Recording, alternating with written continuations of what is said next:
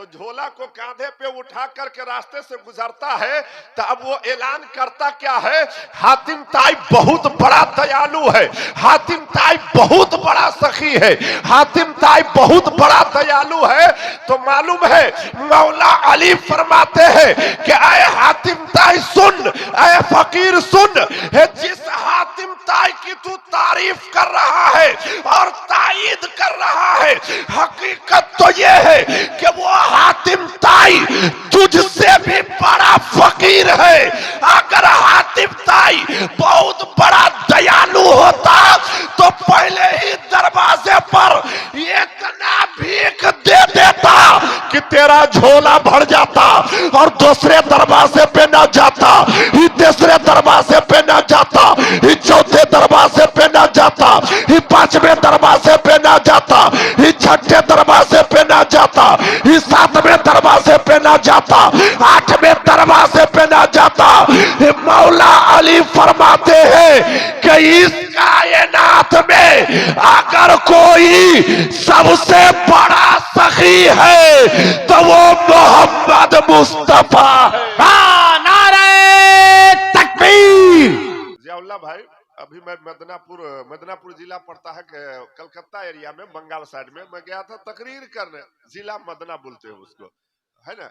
तो तकरीर के ही पीरियड में कोई बात ऐसे जहन में आ गई तो हमने बहुत सारे लोगों से पूछा, मजमे से पूछा कि आप लोग किसकी उम्मत है नहीं। हमने कहा कि आप लोग किसकी उम्मत है, तो 2-4-10 आदमी खड़े हो गए, कहने लगे हजरत हम लोग ममता बनर्जी की उम्मत है।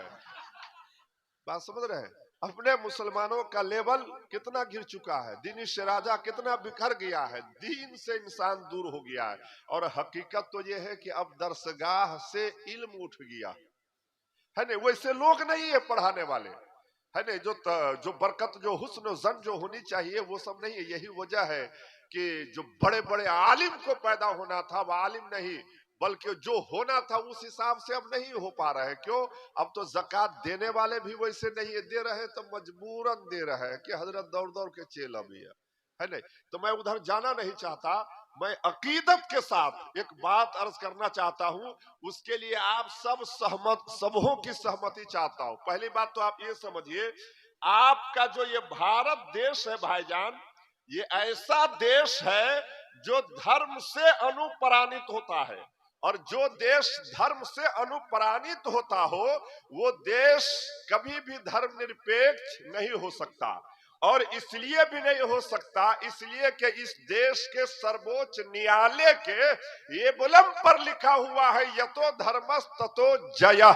तो जो देश धर्मपरायण शासक हो, और उस देश के सूबा बिहार में ऐसी महफिल आबाद हो और कराने वाले लोग शाहिद साहब हो, जाहिद साहब हो, आसिफ साहब हो, तो निश्चित रूप से धर्म को तत्पर ले जाने का योग अच्छा बनता है। और ये बात मैं डंके के चोट पे कहता हूं कि मत जियो पीपल के उस पत्ते की तरह, मत जियो पीपल के उस पत्ते की तरह जो पतझड़ के मौसम में झड़ करके जमीन पर गिर जाता है। जीना है तो जियो मेहदी की तरह, जो खुद तो पत्थर से घिस जाता है लेकिन दूसरे के हाथ को लाले लाल कर देता है नहीं। मैं डंके के चोट पे कहता हूं कि जीना है तो जियो उस पत्थर की तरह, उस पत्थर की तरह जो पर्वत की ऊंचाई से गिरने के बावजूद अपने सुंदरता को खोने नहीं देता। और मरना है तो मरो उस इंसान की तरह जिनको दफनाने के बावजूद उनके बीते हुए पल आपको भूलने नहीं देता। भाईजान, दुनिया में यहनो लोग गुजरल है, ऐसे भी लोग गुजरे हुए हैं जो देखने में ज्यादा हसीन नहीं है, काला कलौटा है, लेकिन चलते थे जब वो मदीना की गलियों में, जब चलते थे वो मदीना की गलियों में, तो उनकी कदम का आहट जो है जन्नत में सुनाई देता था। अब आप कहेंगे उस महान का नाम क्या है, तो ये उलमा बताएंगे उनका नाम हजरत बिलाल है नहीं। और हजरत बिलाल के अंदर ये कमाल आई कहां से? हजरत बिलाल जब बारगाहे मुस्तफा में आए तो उन्होंने इस चीज पे अहद ले लिया कि ऐ कायनात के रसूल, पूरी दुनिया का सिस्टम तो बदल सकता है लेकिन बिलाल आपकी गुलामी का पट्टा गले से नहीं उतार सकता है। देखिए, दुनिया में किसी के दरवाजे पर, और मैं ये बात साफ कहता हूं कि रिश्तों की सिला यदि अगर भावनाओं से हुई है तो टूटना मुश्किल है।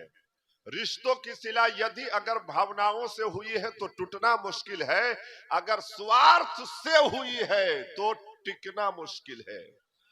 और मैं साफ कहता हूं कि आप आईना हो, आईना बने रहो।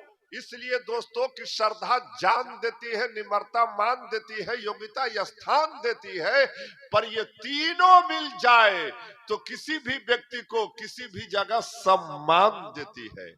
आज मैं अभी रघुकुल विवाकर मर्यादा पुरुषोत्तम अपने नबी के जन्म स्थली पावन पुत्र मक्का की दर्शन कथा प्रस्तुत करने का मैं प्रयास कर रहा हूं। तो आप सभी लोग अपने मन को एकाग्रचित करके अपने मन के भाव से बैठो और नबी के प्रेम सागर में डूब के खुलूस से कहो सुबहान अल्लाह, और मोहब्बत से कहिए सुबहान अल्लाह। और ये आखिरी बात, दुनिया में किसी के दरवाजे पे द्वार पे अगर कोई आदमी जाता है ना तो 3 कारणों से जाता है। क्या नाम हुआ आपका? जाहिद हुसैन साहब। 3 कारणों से, भाव से, प्रभाव से, अभाव से। यदि अगर आपके दरवाजे पर कोई भी व्यक्ति अभाव में दुखी होकर आया है तो आपसे जो बनता है मदद करे। अगर भाव में आया है तो प्रेम से गले लगा लीजिए, है तो आइए बतियाला, दूसरा दिन मौका ना मिल तो, है ना। ये 100-200 की तादाद है, 1,00,000 2,00,000 के मजमा होता है ना तो कुछ लोग आंख से काजल चुराते हैं, हम आंख ही चुरा लेते हैं ताकि लोग सुरमा न लगावे। भाव से, प्रभाव से। अगर आपके दरवाजे पे कोई आदमी दुखी होकर आया है तो आप उनको प्रेम से गले लगा लीजिए। अगर प्रभाव में आया है, खुश होकर आया है तो आप खुश हो जाइए कि परवरदिगार ने आपको इतनी सलाहियत दी है कि आपके दरवाजे पे लोग चल करके आते हैं। हजरत कारी हजरत हाफिज शरीफ साहब वो तो नहीं है, लेकिन अल्लाह ने उन्हें उस काबिल बना दिया है कि उनके जाने के बाद भी इनके दरवाजे पर इतने लोग चल करके आए हुए हैं। ये उनका तकवा है, नेकी है, जो खींच करके, ये उनकी मोहब्बतें हैं, जो समाज में उन्होंने बोया है वही फसल अभी यहाँ पर वो पा रहे हैं। वाह, नारे तकबीर, नारे रिसालत।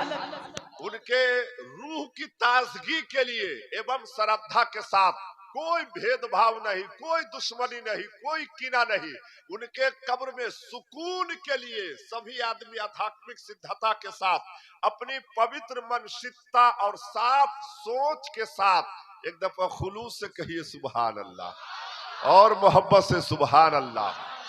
मौला जितने लोग इस दरवाजे पे बैठकर सुबहान अल्लाह कह रहे हैं, मौला सबकी सदा को तो कबूल फरमा, और इसका सवाब नस्र है उस हाफिज शरीफ साहब के रूह को मौला कबूल फरमा, उसके अजाब कब्र को दूर फरमा दे।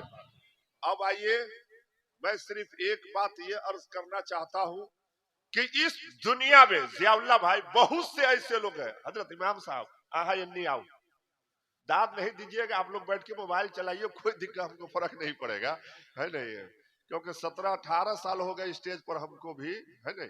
तो आप सिर्फ दुआ दीजिए, आप मेरे बड़े भाई हैं जिया भाई, है इमाम साहब है, आप इधर इलाका अपनी जगह पर है, मेंबर पर है, तो इनका एक मकाम अलग न है। हजरत, किसी कहने वालों ने कहा है कि सानी नहीं है उसका सारे जहान में, ऐसा किया ऐसा बना है गुंबदे खजरा रसूल का, और दुनिया न ला सकेगी हश्र तक मिसाल, सजदा जो कर गया है नवासा रसूल का, है नहीं। उतने जोर से भी नहीं बोले, सिर्फ आप अपने जिंदा होने का सबूत दीजिए कि मौली साहब हम सब मरल न छियो, बुझला कि नहीं, है नहीं।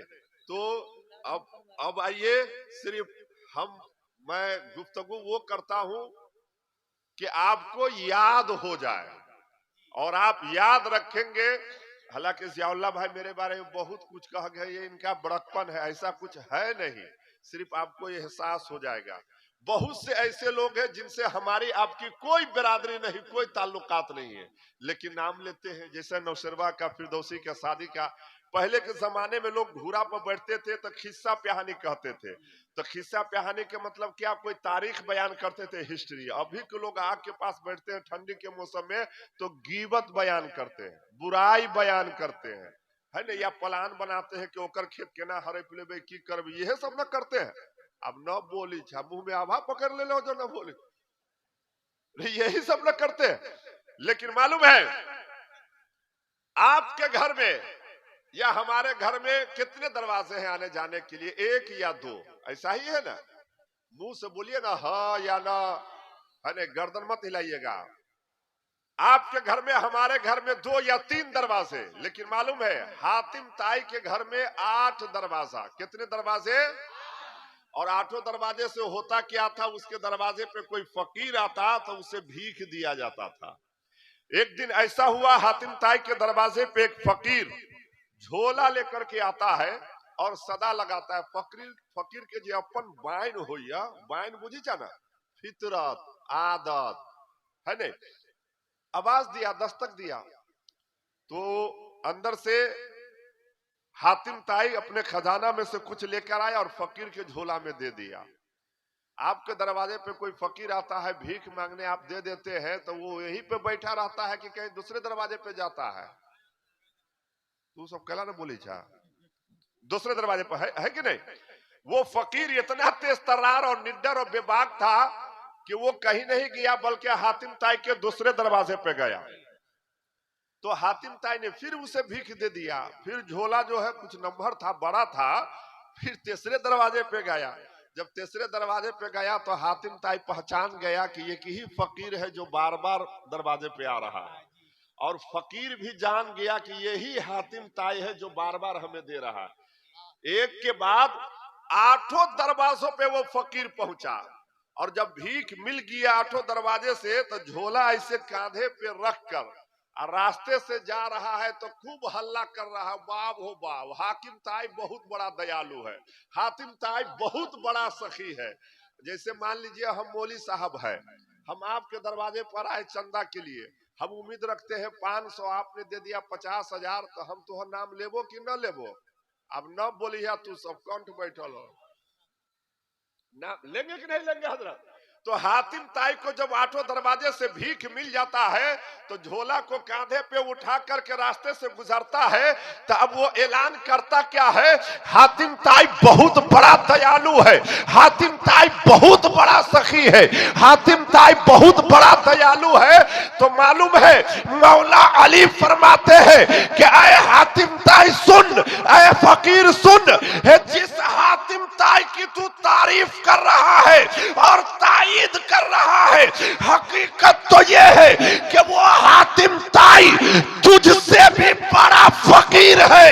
अगर हातिम ताई बहुत बड़ा दयालु होता तो पहले ही दरवाजे पर इतना भीख दे देता कि तेरा झोला भर जाता और दूसरे दरवाजे पे न जाता, ही तीसरे दरवाजे पे न जाता, ही चौथे दरवाजे पे न जाता, ही 5वें दरवाजे पे न जाता, ही 6ठे दरवाजे पे न जाता, ही 7वें दरवाजे पे न जाता, 8वें दरवाजे पे न जाता। मौला अली फरमाते हैं कि इस कायनात में अगर कोई सबसे बड़ा सखी है तो वो मोहम्मद मुस्तफा है। नारे तकबीर, नारे रिसालत, जश्न ईद मिलादुन नबी। मौला अली फरमाते हैं कि इस कायनात में अगर कोई सबसे बड़ा सखी है तो वो मोहम्मद मुस्तफा है।